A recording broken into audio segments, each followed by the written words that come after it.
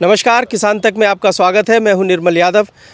मध्य प्रदेश में बैतूल ज़िले में दनौरा गांव, यहां पर जो किसान हैं वो फसलों की जो विविधीकरण की बात सरकार कर रही है, उसमें सब्जियों की खेती को सबसे ज़्यादा बढ़ावा दिया जा रहा है, प्रश्रय देते हैं और उसको तमाम तरीके से जो अपने परंपरागत विधि है खेती की, उससे भी करने की कोशिश करते हैं।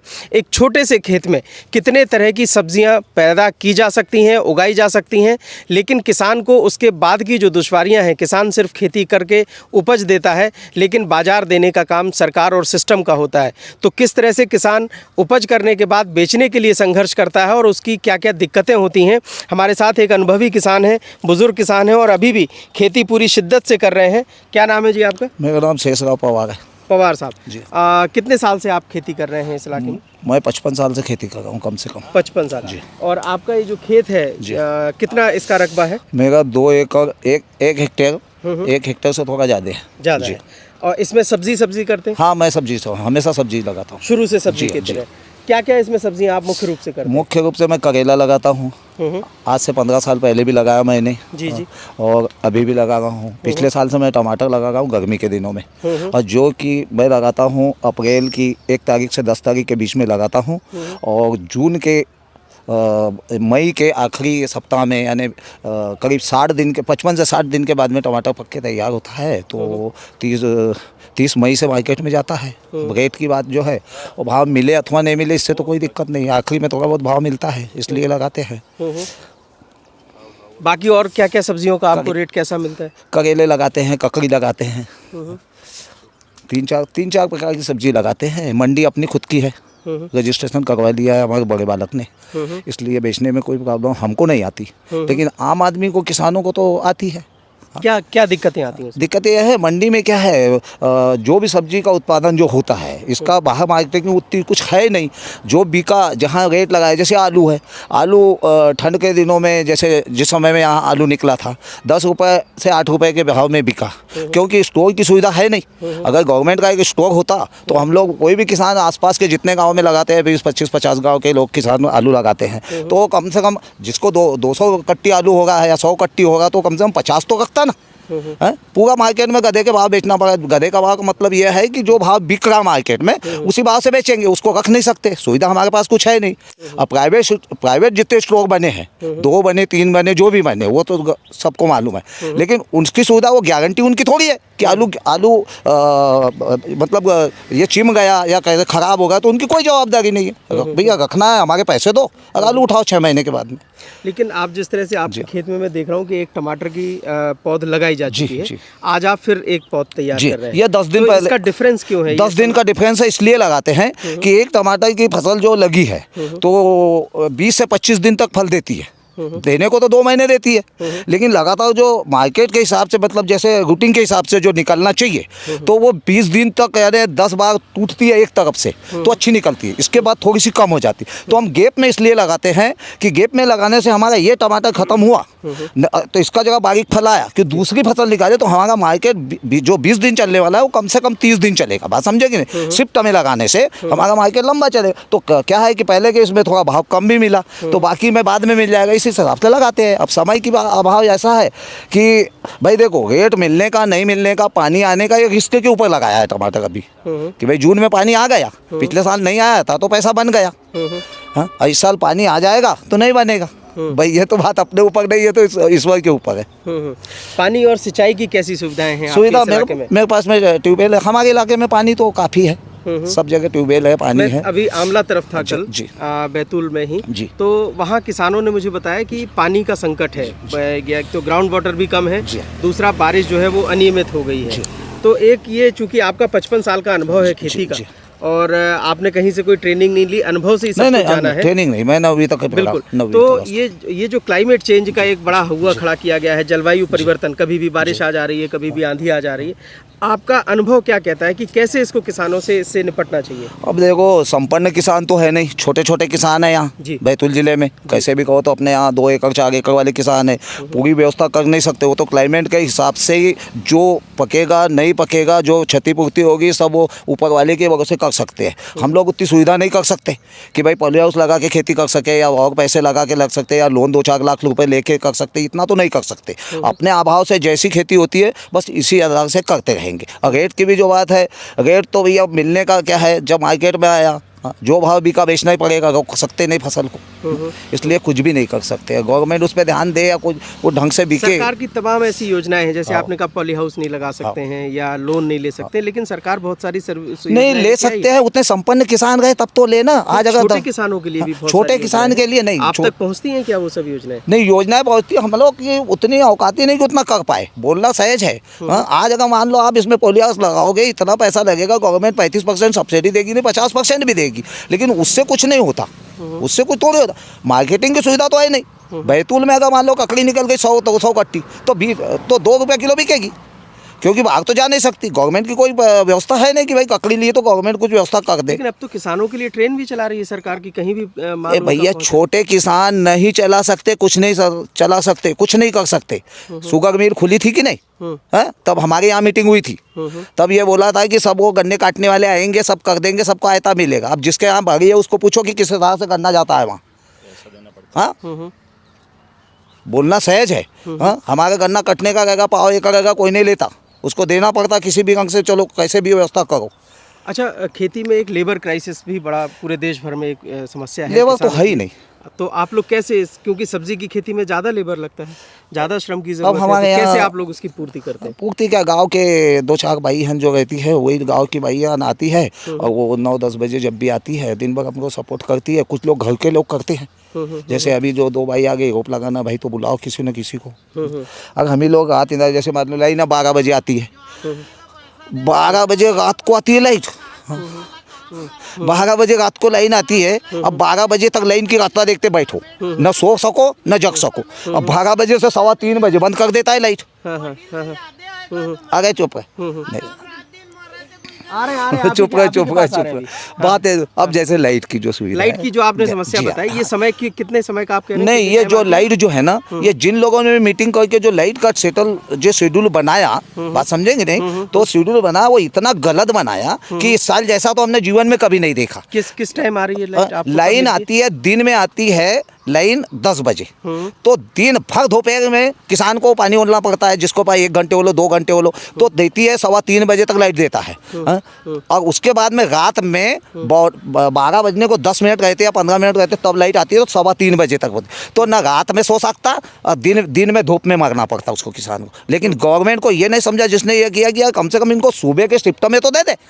अरे भाई अगर आप हम शिफ्ट में कोई लाइट नहीं आती, कोई नहीं, 9 बजे से आई तो दोपहर 2 बजे तक आती, सुबह दो ना, सुबह 6 बजे से 10 बजे तक दो, सुबह अच्छा शाम के टाइम में 4 बजे से 8 बजे तक दो। भाई अभी तो कोई लोड भी नहीं है लाइन पे, पर वो बोले ये तो शिफ्ट बन गई है, बोले तो बोल रहे हम लोग 12 बजे तक जगह है। अब 3 बजे तक बोला, फिर 3 बजे कोई नींद आती थोड़ी है, अब सुबह से फिर खेत में आ गए, अब क्या करेंगे। अच्छा, अभी जिस तरह से वो खाद डाल रहे हैं केमिकल, और उसको अगर कम ही डाल लिया, बिल्कुल नाप को बिल्कुल जगह बिल्कुल खाद ज्यादा होना ही नहीं। आप लोग किस तरीके पैटर्न पर कर रहे हैं? ये केमिकल खेती है या नहीं, केमिकल तो थोड़ा बहुत डालना पड़ता है। हमारे पास में पहले गोबर गैस भी था, केचुए का खाद भी बनाते थे, बहुत था हमारे पास, सब व्यवस्था थी, इसलिए वो नहीं है, थोड़ा खाते हैं। वो क्यों बंद हो गया? अब बंद ये है कि हमने वो खाद बनाया तो तोड़ ताड़ दिया था, अब नया सिस्टम बनाएंगे, अभी 2-3 साल से नहीं है। क्योंकि सरकार तो फिर से उसी पे जोर दे रही ना, नुकसान करता है। नहीं, हम केचुए के राखे के लिए प्रपोजल दिया था, तो हमको वहाँ बैतूल बाजार से पैसे वैसे भी मिले थे बनाने के लिए 5-7 हज़ार, और कुछ हमने लगा के बनाया था, बहुत दिन चला, 10-15 साल। हमारे खेत में वैसे ही इतनी खाद है गोबर की भी कि हमको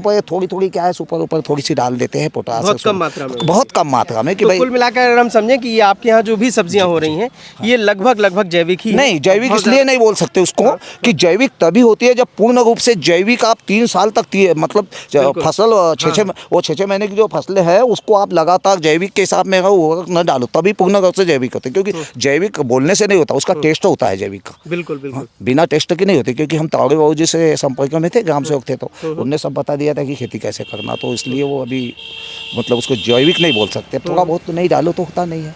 अब आप इतने लंबे समय से जो खेती कर रहे हैं, वैज्ञानिक जो खेती का तरीका अब बता रहे हैं, क्या लगता है वो ज़्यादा सही है या पारंपरिक तरीका खेती का ज़्यादा सही है? नहीं, नहीं सही तो अब क्या है, खेती जो अपने हाथ से करता है वही सही है।